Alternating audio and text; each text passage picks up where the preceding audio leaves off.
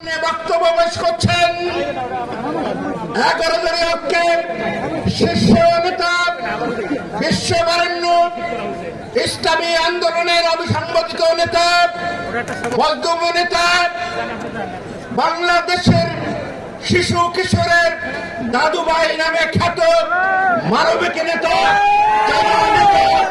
আমির জামাত doctor Shafiqur Rahman, নেতা doctor Shafiqur Rahman.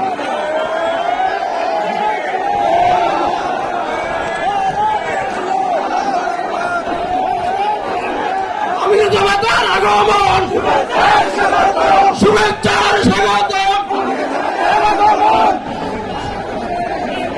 আসসালামু আলাইকুম ওয়া রাহমাতুল্লাহ।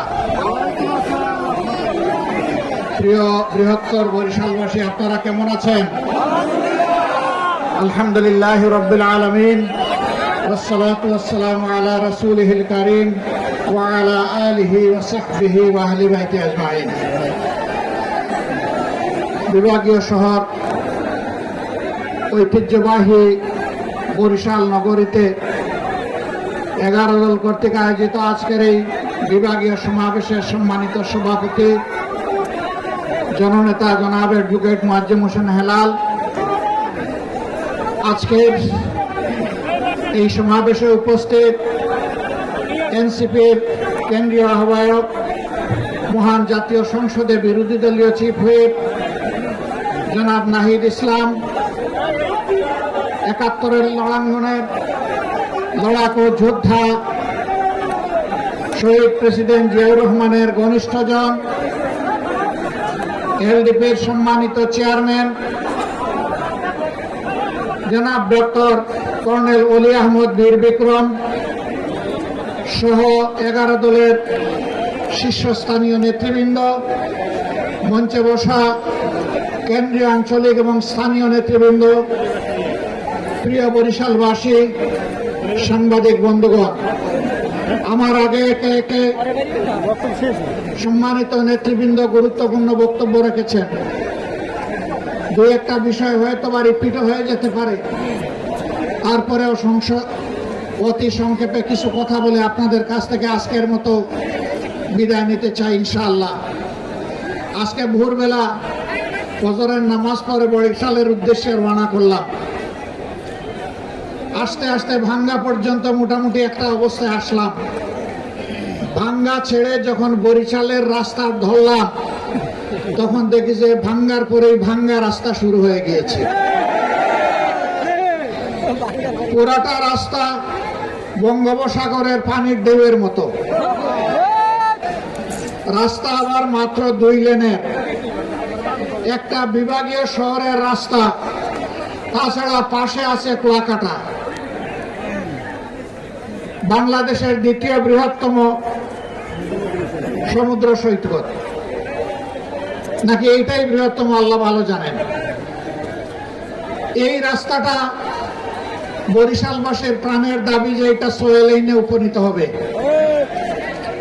সরকারের ব্যাপারে কোনো কথা বলে না, সরকারি দলের এমপিরাও কোনো কথা বলে না।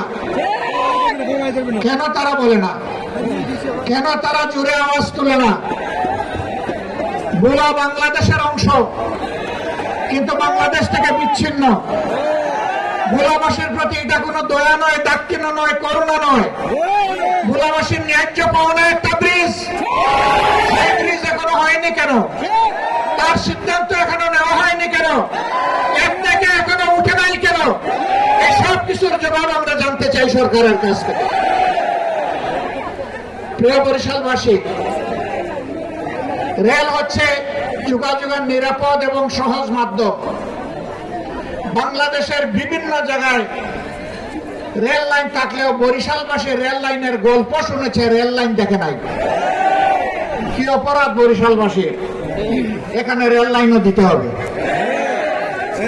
এইভাবে ন্যায্য যে দাবিগুলো আছে, আমি সরকারের কাছে আহ্বান জানাই, আপনারা ওয়াদা করেছেন, আপনাদের 31 দফায় বলেছেন আপনারা যদি ক্ষমতায় যান তাহলে সুষম উন্নয়ন করবেন। বরিশালকে বঞ্চিত রেখে আল্লাহর কসম সুষম উন্নয়ন হবে না। তাদের পাওনা তাদেরকে দিতে হবে, তাহলেই সুষম উন্নয়ন হবে। প্রিয় বরিশালবাসী, সংসদে যেদিন আমি ভোলার ব্রিজের ব্যাপারে কথা বললাম, পরের দিন হাউসে বিরতির সময় এই এলাকার একজন সংসদ সদস্য এসে বলে, আপনি দাঁড়াবেন নাকি? আমি তো দাঁড়ানো অবস্থায় আছি। জি না, বুলায় দাঁড়াবেন কিনা? বলে বুঝলাম না। বলে যে আগামী নির্বাচনে আপনি কি সেখান থেকে নির্বাচন করবে? আমি বললাম, বাংলাদেশের প্রতি ইঞ্চি মাটিকে আমি অন্তরে ধারণ করি। বুলায় আমাকে দাঁড়াতে হবে কেন? আমিও বুলার অংশ, ভুলাও আমার অংশ। আমার হৃদয় থেকে বাংলাদেশের 1 ইঞ্চি জমিকে আলাদা করা যাবে না ইনশাআল্লাহ। যেখানেই বঞ্চনা সেখানেই আওয়াজ তুলবো ইনশাআল্লাহ। প্রিয় ভাইরা, আমরা আপনাদের সাথে আছি, আমরা আপনাদের। আপনারা কি আমাদের সামনে বিপদে আপদে থাকবেন একসাথে? মোবারকবাদ। এবার আসুন, আজকে যে কারণে এখানে এসেছি, আমরা এসেছি গণভোটে আপনারা হা বলেছিলেন। এদেশের 70% মানুষ হা বলেছে। হা বলার মাধ্যমে তারা জানিয়ে দিয়েছে অতীতের পচা রাজনীতি এবং শাসন ব্যবস্থা আমরা আর চাই না। আমরা পরিবর্তন চাই, নতুন শাসন ব্যবস্থা চাই, নতুন বাংলাদেশ গড়তে চাই। আফসোস, বর্তমান সরকারি দল তারা বলেছিলেন অধিকাংশ জনগণ যদি গণভোটে হায়ের পক্ষে রায় দেয় তাহলে আমরা গণভোটের প্রত্যেকটি দাবি অক্ষরে অক্ষরে বাস্তবায়ন করব। আমরাও বলেছি, তারা বলেছেন গণভোটে হা বলুন, আমরা বলেছি গণভোটে হা বলুন। কিন্তু হা যখন বিজয়ী হলো, যেভাবেই হোক মেকানিজম করে তারা যখন ক্ষমতায় চলে গেলেন, তখন হাটা তারা ভুলে গেলেন। এখন বলতে বলতে এসে তারা বলতেছেন আমরা কখনো সংস্কারের কথা বলি নাই। না না বন্ধুরা, আপনারা সত্য বলছেন না, আপনারা মিথ্যা বলছেন। কারণ আপনাদের 31 দফা সংস্কারের দাবির প্রথম দফাই হচ্ছে সংস্কার।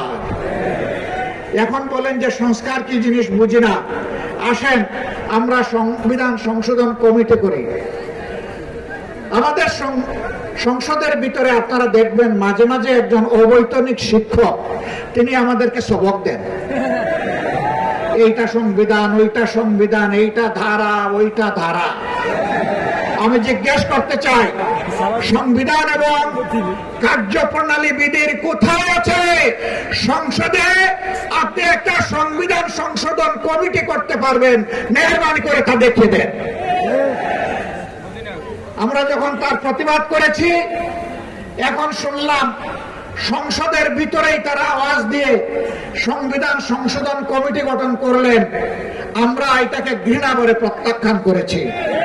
এখন নাকি তারা এটার নাম পাল্টাইয়া নতুন ভাবে তারা আকিকা করতেছেন নতুন নামে। তারা এখন বলতেছেন বিশেষ কমিটি। জনগণের সাথে আর কত ছলচাতুরি করবেন, আর কত দুঃখবাজি করবেন? সংসদের ভিতরের কথাগুলো আজকে আর সংসদের হাউসে নাই, এটা দুনিয়ার সর্বত্র চলে গিয়েছে। পদে পদে মিথ্যা বলবেন, ধোঁকা দিবেন, পরিণতির জন্য তৈরি থাকুন। 2006 সাল থেকে শুরু করে 24 সাল পর্যন্ত টানা